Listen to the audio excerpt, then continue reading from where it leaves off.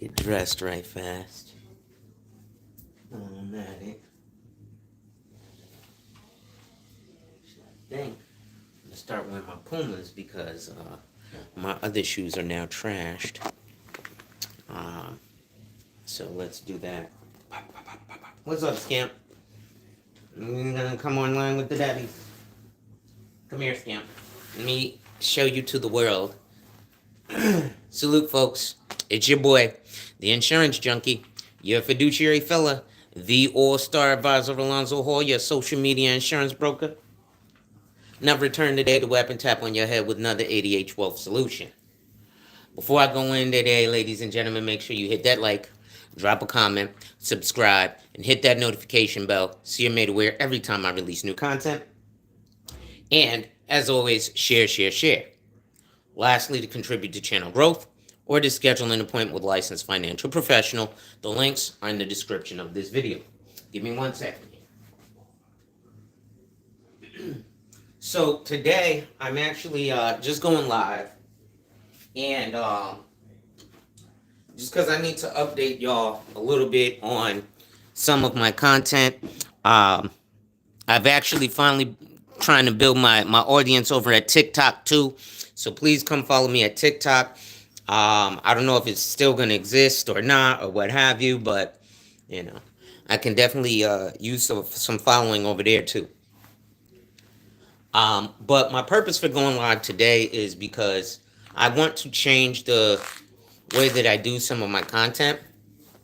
And one of the things that I used to do, so I had to change a lot of my content. And the thing about being human is we're always contradicting ourselves. It's to be alive is to be a contradiction, right? Because 20 years ago, you know, something that I said, I'll stand on that for the rest of my life. Well, you will at a certain point, but there's inflection points in life that will make things change, right? And when those things change, you got to learn how to change with them. So one of the things that has changed in recent times is a lot of my content doing the financial services stuff, because I'm actually licensed, I can't say certain stuff. So you'll hear people who will come online, John with stocks, and while John with stocks is not licensed, they'll tell you, oh, this is a disclaimer, it's not financial advice. That's how they get out of, if you do invest in what they say to invest in, and they are telling you to invest, they just disclaim it by saying it's not financial advice. Go work with a qualified professional like Alonzo, who has his license, or like J to the Pocket Watcher, who has his license, right? I remember I was watching this dude, Traylon Curry from Facebook, him and Antoine Holmes, and this nigga said the dumbest shit to me. He got the nice, beautiful hair. I'm talking to him about money management. Oh, I deal with my own money. Nigga, no the fuck you don't. I'd rather manage my own. No, nigga, you do what you do. You do fitness. You don't manage your own real estate portfolio. You let your man Antoine Holmes, who's licensed, do that. Just like you don't let him manage his own health, you're the licensed person in the health stuff, so you help him manage that. Now, yes, there is a portion of doing it yourself, but let's be real, y'all. But anyway, that's not what I'm talking about. So the reason I changed my content, you know, I got sucked down the rabbit hole of the black manosphere with all this bullshit and niggas hating women, which I don't hate women. I have my gripes, as we all do. But come on, son. And I used to give you guys, germane and sound advice, which I actually got in trouble with my job for, because they were like, Alonzo, you can't be giving people the keys to wealth.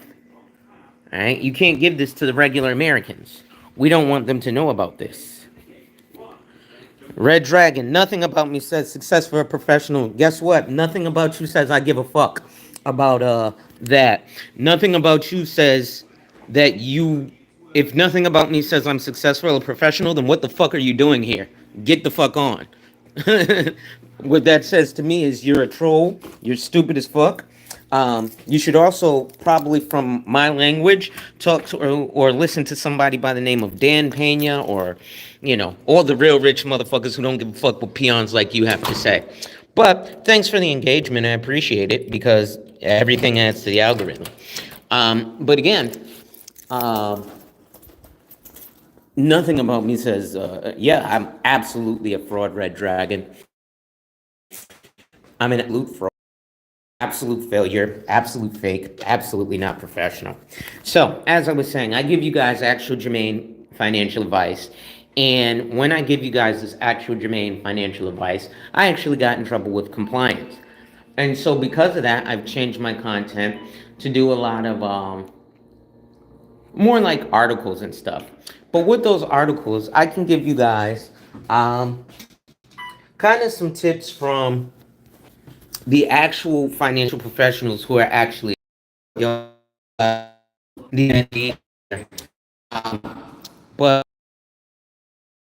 yeah, don't kick them out. Obviously, they got their shit. Oh, you're the same guy who was smoking a blunt on live. I'm also the same guy who sees all my homies on Wall Street sniffing fucking lines of cocaine. But let's not talk about that, right? So, I'm changing the content in the fact that I'm probably going to start doing more live streams with my articles so that we can read the articles. And yeah, like I said, Wrench Gang, don't kick them out. Make sure to engage with motherfuckers like that, because people like Red Dragon are lost, right? Oh, nothing about you says success. What about you? An avatar says success. What up, Kay? How you doing? So I am changing some of the lines of my content to be actually a little more interactive with the articles and stuff, because I need to have yeah, something to do. And unfortunately, I can't um, I can't be giving away the gems no more, because the company just won't allow it. Red Dragon is somebody who don't kick him out, okay? Let him stay. He's somebody who needs to learn, right? Most Americans are like that because they have this perception that you have to have A, B, C, X, Y, Z. Like, for example, he doesn't know that my clothing is actually from Italy. He doesn't know, all the labels and stuff, because we get fooled by, the flash or the fluff, right? For example, if I was to be running around in a Lamborghini, oh, you must be successful. No, I have a Lamborghini. Yes, my fake Burberry glasses. Um, these are absolutely fake. My fake Italian clothes, my fake brand labels, everything. Oh, that's a nice Mercedes right there. That's not mine, but I'm assuming that's fake too. Um, but what you'll have is you'll have people who want to challenge things, and they need to be able to do that. And that's actually an awesome thing. I welcome people to come in and ask about a fake or a fraud. The only problem is when you just say fake fraud and then you don't have anything to stand on. It's like, oh, I guess that's the same guy who is now saying, you know,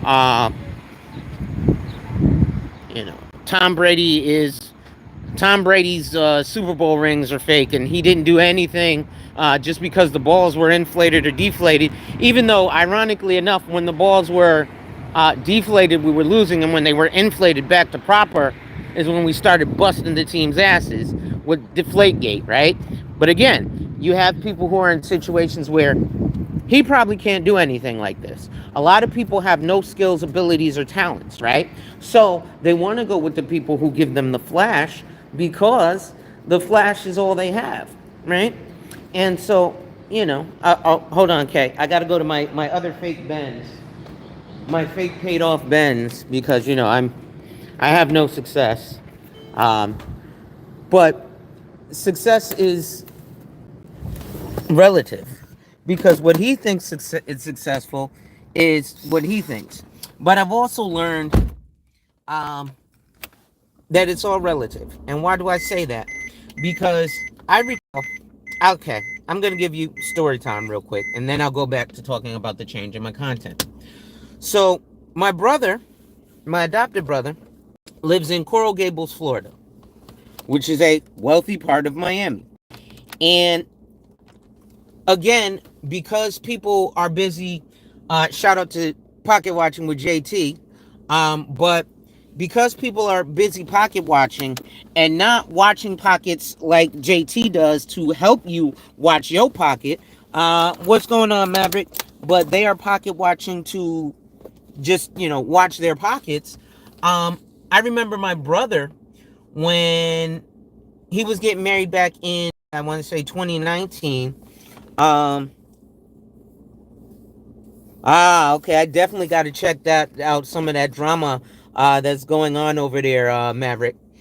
Um, but very similar, and that's why I'm actually doing very similar to like Dennis, because we're getting drama and stuff, and even though we're having drama, we're trying to be upstanding citizens, right? We want the positivity. I'm not no thug, I'm not no gangster. You threaten me, I will call the police on your happy ass, and I will have you arrested, and I will put the full authority of the law on you. I am not fighting. Oh shit. Yeah, that's crazy. But so back to the story really quick. So my brother, he reaches, we're talking, we were sitting having drinks on his porch. Me, my sister's boyfriend, and my brother. And I realized that my brother was pocket watching. Because he was like, yo, you should be living off the high horse. Your wife alone, your wife's salary alone is more than me and my wife combined. And I know what you guys pay in rent, because we at the time we were renting from family, so we had a discount. But I was like, cool. So you know how much my wife makes more than you and your wife combined, and then obviously I alone actually make more than you and your wife combined. And so that doesn't get you pulled over. No, this doesn't get me pulled up. Well, here's the thing, Maverick. I'm a salesperson, right? And I do financial services. So every time I get approached by the police, I'm always like, "Hey, officer, how many years do you have on the force? Are you at 75K a year yet? Let me help you with your 403B." And then as soon as that happens, the cops, they fucking run from me. Okay? That's just kind of how that works. So, what I've noticed, however, is that he was busy watching our pockets, not realizing, okay, you're looking at what we make from your lifestyle, right? And again, wealthy people have this thing, or people who are upwardly mobile have this thing called lifestyle creep. And especially here in America, we live above our means. We finance everything. So what ends up happening is, yeah. Me and my wife, I just showed actually on TikTok my check from June of 2023, where I was at 145,000 myself, right? 100% commission, right? Now that's up and down because it's 100% commission. You can't guarantee that you're gonna get, $1 million sale every week, right? But that's why I made 142 grand in 6 months, right? But, business costs, blah, blah, blah. Now, my wife alone, she makes about that as well. She has a government job. But my brother, he doesn't. Do you know anyone who has hit six figures? Yeah, I know lots of people who have hit seven figures in life insurance. I know quite a few. There's actually something called the MDRT, Million Dollar Round Table. I almost qualified for it in 2020. I was $7,500 short.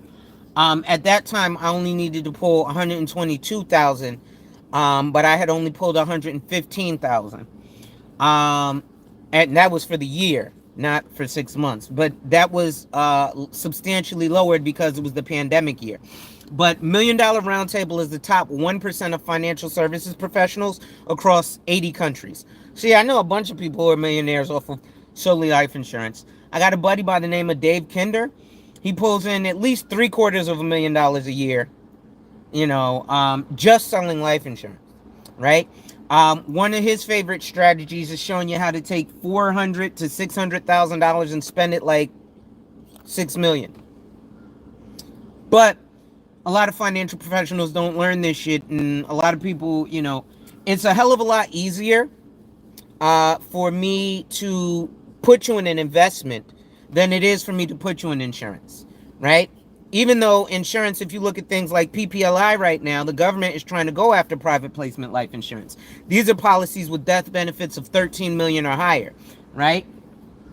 If you look at something like a LIRP, LIRP, Life Insurance Retirement Plan, an ILIT, an Irrevocable Life Insurance Trust. Again, I'm rattling all this stuff off. Hopefully people like Red Dragon are out here who are doubters who don't know any of this stuff. No, I didn't move to New York. I'm back here in Connecticut. I'm not moving back to New York. New York is ridiculous. New York is no fun. Let me get the drive in while I'm at it. I think, shout out to K too. K, I be bored now, and so I be doing Uber Eats, cause I be bored. So I be like, screw it, I don't have anything to do today. I'm gonna go do some Uber Eats. So now, I think I might do some today. It's a Sunday. I was laughing actually because I was over at Dennis's channel, and his trolls were like, "Oh man, you must be a terrible financial advisor. I wouldn't take financial advice from somebody who's delivering Uber, but you'll take financial advice from a motherfucker on TikTok who doesn't know anything like time horizon, exit strategy, I don't know, sector rotator, swing trade, simple terms, right? But it sounds nice, right? And so that's what ends up happening with a lot of people is you get into stuff that sounds nice. Like, it sounds nice to say, I have a money market account, until you realize that's a 1% interest bearing account and it's not very lucrative, right?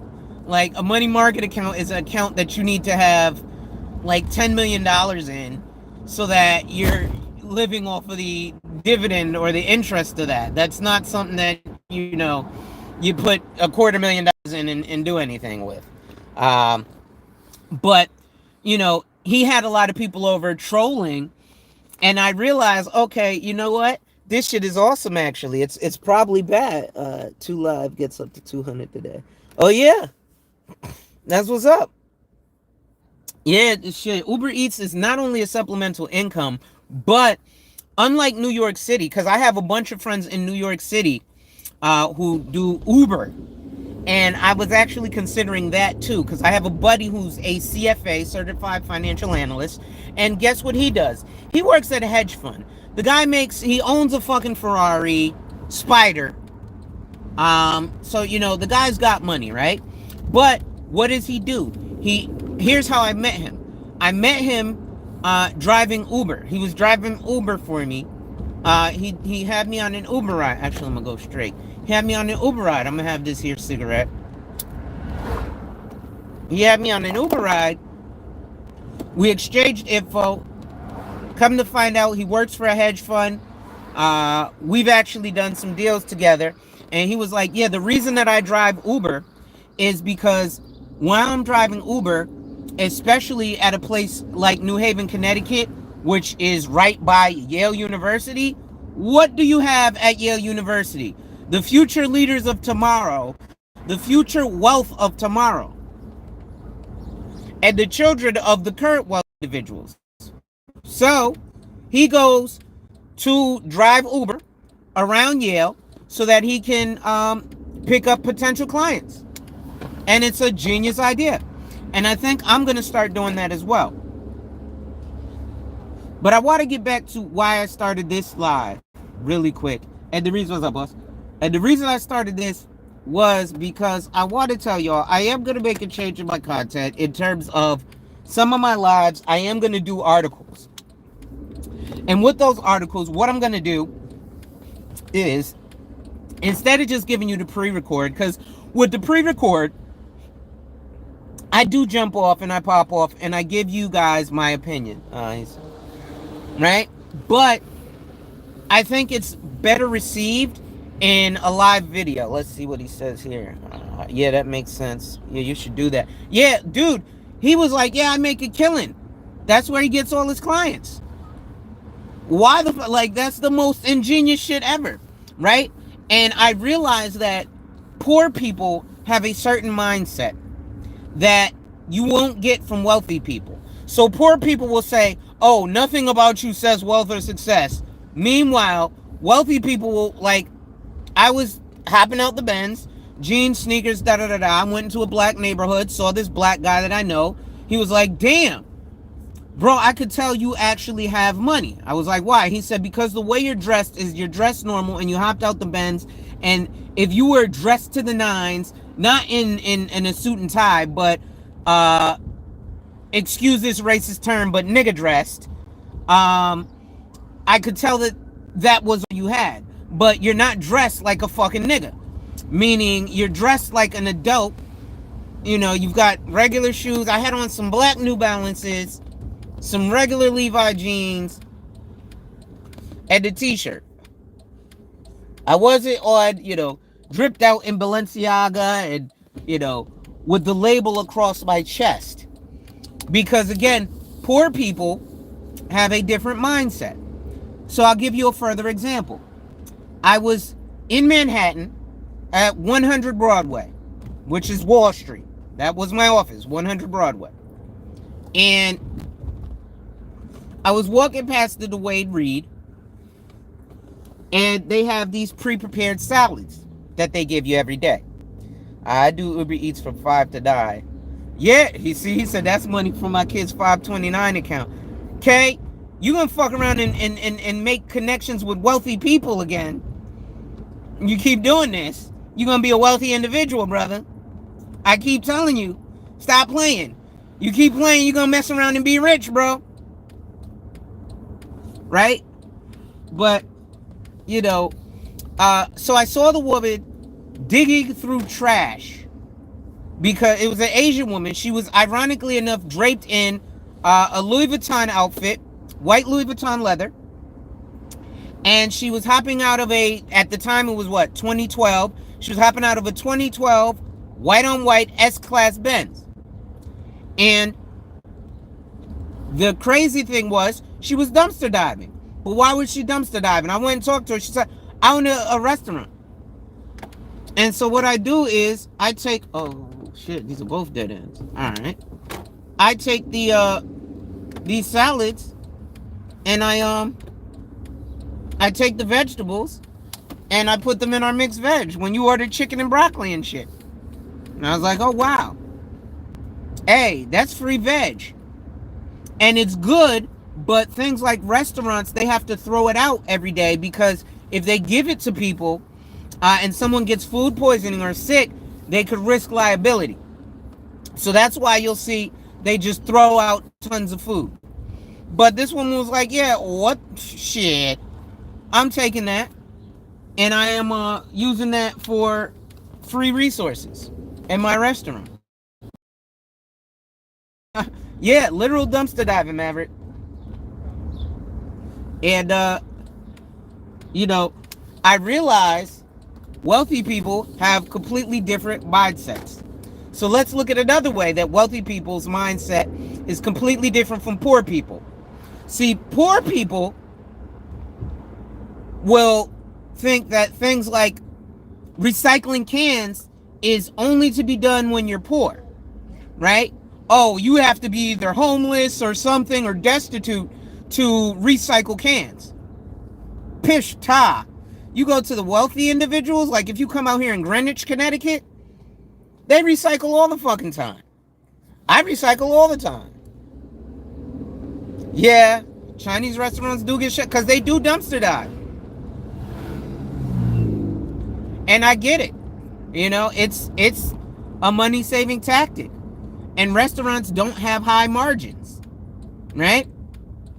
So, again, this is why when you're getting on, it says, yeah, they don't have that system in Florida where they can recycle. Yeah. So, well, I don't know. Yeah, like Key Biscayne, they may not. Like I said, my brother lives out there in South Florida. He's in, not Key Biscayne. Key Biscayne is real money. Well, he's in one of the higher areas of Miami. I can't even think of the area now. But we do a lot of recycling, right? Everybody I see pulls up to the recycling bin. Tesla, Benz, BMW. Maserati truck comes out 4 bags of cans, right? And then they take that money, that's gas money. That's their coffee money, right? Their wealthy people will splurge on certain shit, but they'll penny pinch on other things. He says it's like Alabama here. Yeah. But, you know, it's wild, man. You know. Life just lives itself. Yeah, I'm gonna get me a caddy next. I want to get a caddy. I want a CTSV now. I've been bitten by the bug, y'all. I got bit by the car bug. So now, I used to not be into cars. Like when I was young, I had my first car that I ever bought was a 1992 Pontiac Sunbird off of my aunt for $600. And go ahead. Oh, I guess he's coming out. And so when you know, I had that car, yeah, I had lots of problems, blah blah blah. And so I was very concerned with like my first purchase, which is this, of my Benz. I've had a bunch of, you know, used cars, but this was my first real kind of a purchase of a car over 20 grand. You know, so with that,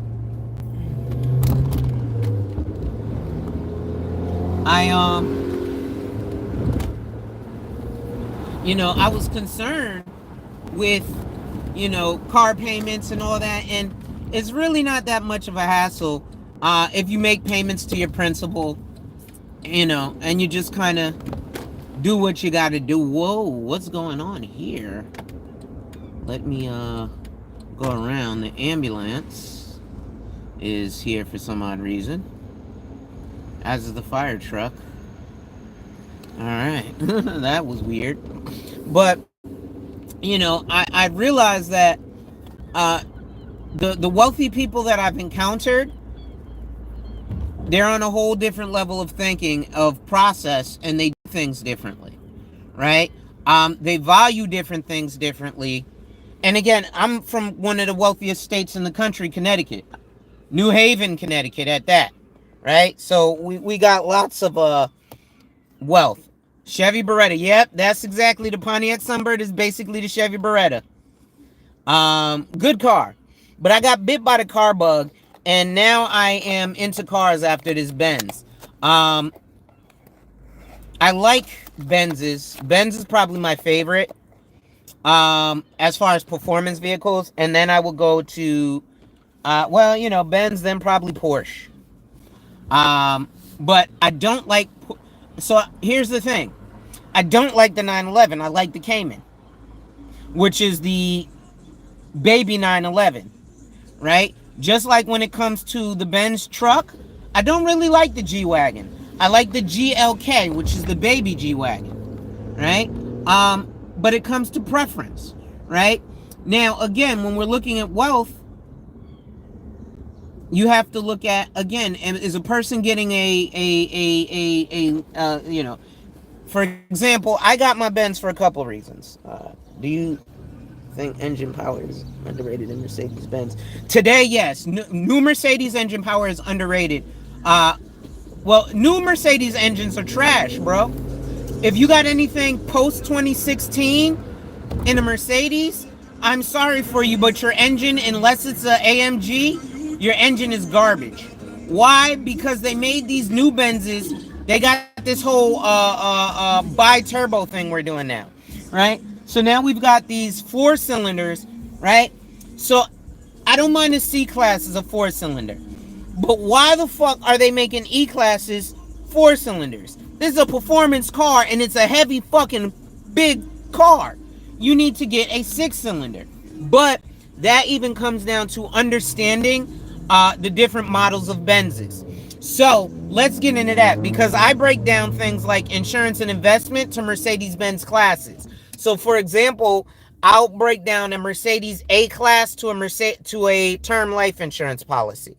But now let's break down the numbers in Mercedes. Like, I want a double-digit Benz, right? But I'm a Benz enthusiast, right? So in double-digit Benz, Yeah, if you're a Maverick, do not get a like a 2020, 2021. If you're gonna get post 2016 Benz, get the trucks.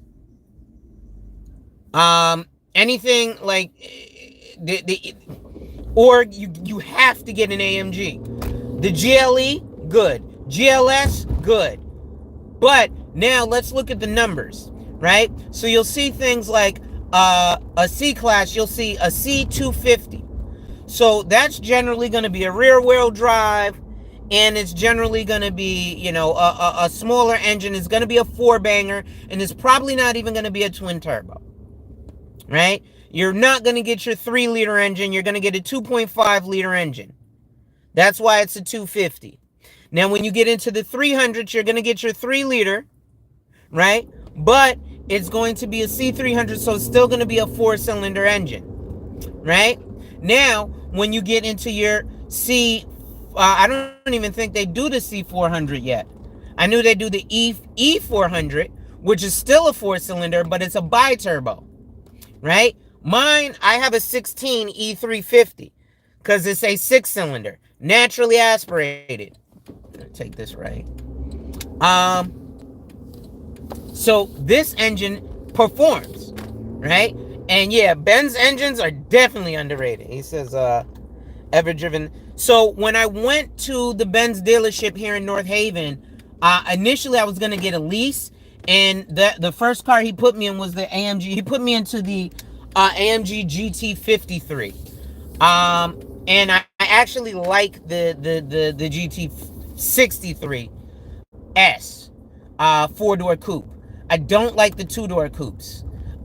In terms of coupes, I don't like Benz coupes. If you ask me, Benz makes one of the uglier, well, the older model Benz coupes are uglier. I think Beamer coupes look better than Benz.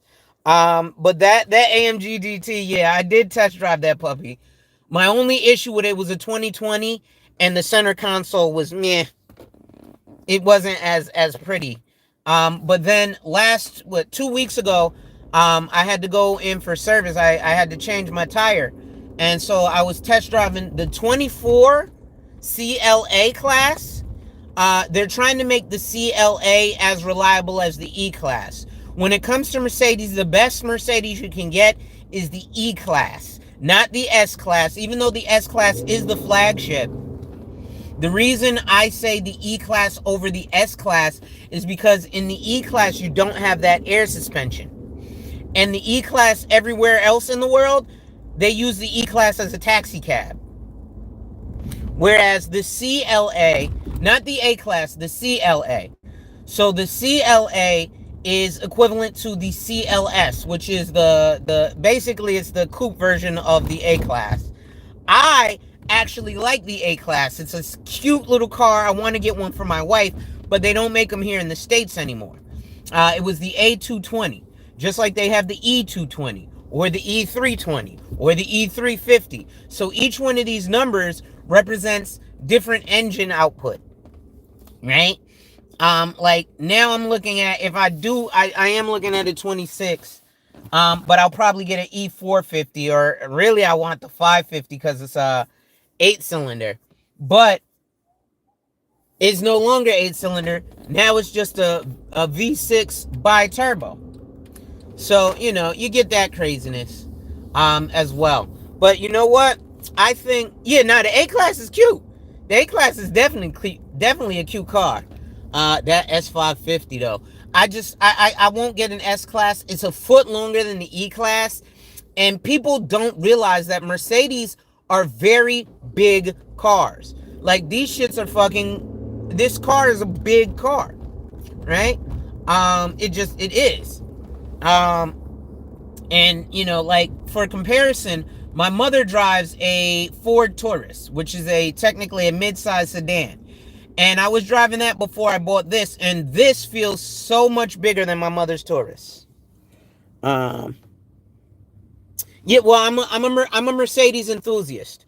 So, yeah, I'm real deep into Mercedes. So, just as much as I know that's why I compare life insurance to Mercedes. But yeah, these shits are definitely tanks, and my brother-in-law, even though he's a mechanic, he was like, no, it's just a midsize. If you go to Europe, the E-Class is a full-size sedan. They don't call this a mid-size sedan. The mid-size is the C-Class. Even though here in the States, we technically consider that the small, and then the A-Class is the compact,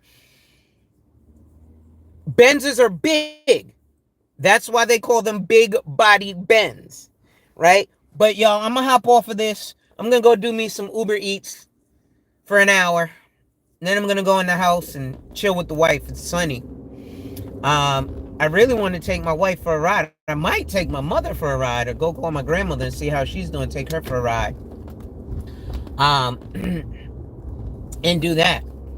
But, I really just wanted to come up here and let you guys know. In terms of my content, I do apologize. I've been kind of off. I'm going to come with the articles and kind of read the articles to you guys from my tablet. I might even do one later today. Damn, can y'all fix these potholes on my fucking tax dollars? Jesus Christ. Fucking almost killed my car. Golly, what are my tax dollars going to, New Haven? Jesus Christ.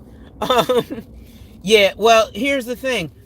I highly doubt I know more than a Benz salesman about Mercedes. I just know a lot. Because, like I said, you got to. You definitely want to learn what you're going to learn. And you definitely want to have a hold of what you learn. But anyway, it's your boy, the insurance junkie, your fiduciary fella, the all-star advisor Alonzo Hall, your social media insurance broker, weapon and tapping on your head with an ADH Wealth Solution. Make sure y'all hit that like, drop a comment, subscribe, and hit that notification bell so you're made aware every time I release new content. Be on the lookout. I am going to come back later today and read some articles because there's some shit going on. And I got to get back over to Dennis's channel because actually he asked me to come by and drop some game again. I really personally, I'm not going to get into too much of the wonky BS and this, that, and the third. That's really not my goal. My goal when I came on YouTube was to sell insurance and financial services, insurance, investments, and retirements, right? That's why I made my channel. Actually, when I first made my channel, it was to sell real estate because I was doing real estate back in 2017 and I got tired of people not having money and wanting to come see properties. So I said, fuck it. At any rate, wipe ass. And when people challenge you, they don't challenge you to challenge you, but they challenge you to challenge you. Accept the challenge. Salute. How I end this.